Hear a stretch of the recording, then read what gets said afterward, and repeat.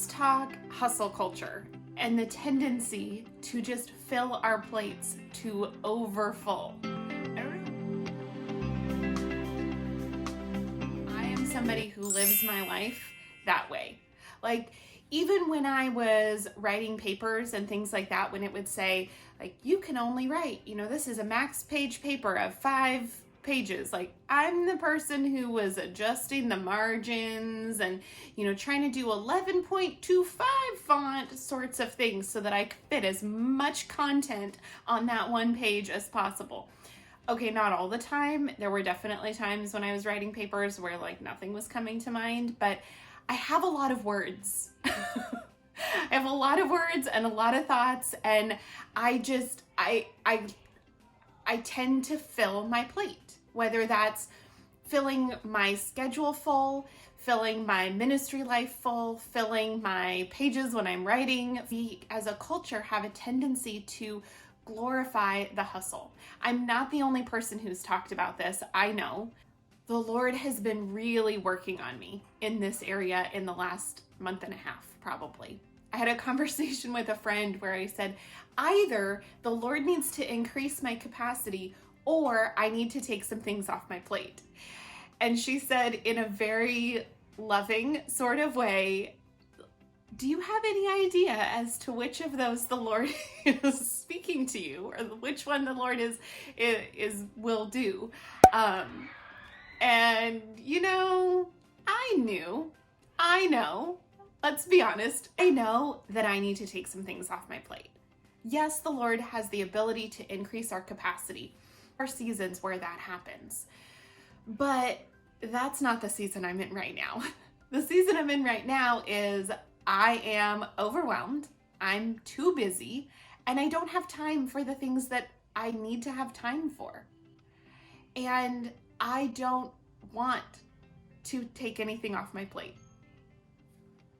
That's the reality. I know I need to, and I don't want to. I think there are times where our plate is full and we know that things need to be taken off, and we can identify immediately what those things are.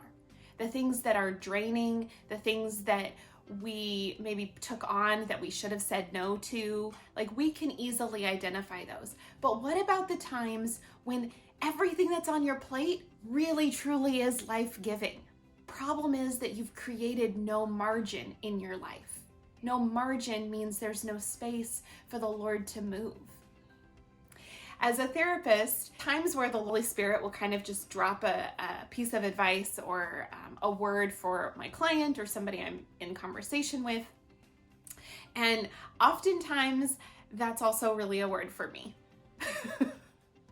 And it can take me a minute to realize that it's also a word for me, because in the midst of the conversation, it's very much about whatever it is that we're talking through. This whole concept of margin has taken me about a month and a half to realize, oh, Martina, that was for you. And the picture that the Lord had given me in the middle of a counseling session is that, what's it called? I don't even remember exactly what it's called, because it's not Tetris, but it's, those puzzles where there's 9 squares and the picture is 8 squares and it's all jumbled up, and you have to move the things around, and you got to move this to the empty space so that you can create space for this other thing. I know it has a name. I just can't think of it right now. Anyway, you need to have an empty square in order to move things around, right? If the picture is jumbled and there's 9 squares and there are 9 pieces, there's nowhere to move the puzzle. So everything just stays jumbled. And that's how it is in our life. We need to have margin in our life for the Lord to reorient things. We have to have space to breathe, to move, for things to be able to settle. And I think we live in such this hustle culture that glorifies productivity, glorifies success, pushes us to take on. And even when we realize that our plate is full, it's okay, yeah, I need to have a season. Or it's too full right now and I'll get rid of this thing for a little bit, but then I'm going to replace it with something else. And I think we need to live with margin. It's not a season that we can have. I mean, yes, there are seasons where we can can maybe take on a little bit more, but we need to live in a rhythm with margin. I am so terrible at that. Like, so terrible. I think it's a pitfall of singleness. It's a pitfall of my personality. It's a pitfall of the culture we live in. I like to stay busy. I mean, I like to rest too. And I've talked about Sabbath being an important part of my rhythm. But if Sabbath is my only margin, that's not enough. If every single day is full to the brim, then Sabbath becomes this like, oh, thank goodness, I can finally breathe moment. It doesn't get to have the intentionality that it needs to, because I am so overwhelmed and so overworked that all I can do is just rest. It's not a productive, poured into intentional rest. And that's what I've noticed in the last 8 weeks, is even when I have Sabbath, it doesn't feel restful like it has in the past. In order to engage in that kind of rest, we have to have margin in our life. And I'm just really terrible at it. I am super grateful though that I have friends in my life, that I've built a network of support of people who know that I'm really terrible at this. Okay, maybe I won't speak those words over myself. That this is an area I struggle with. And I have people in my life who ask me often, what are the things on your plate? And should all of those things be on your plate? The thing that's really helpful about that is that the more people who ask me, the more honest I have to be with myself. It's easy to kind of be in denial when it's one person or when it's somebody who doesn't really know you, and you can get away with the like, oh yeah, I'm managing everything just fine. But when you have people who really know you well, and know that this is a pitfall of yours, it's a lot harder to deflect and to deny that that's an issue. The hardest thing for me about creating margin is there are so many good things that I enjoy doing that are truly life-giving. Are things that you really enjoy?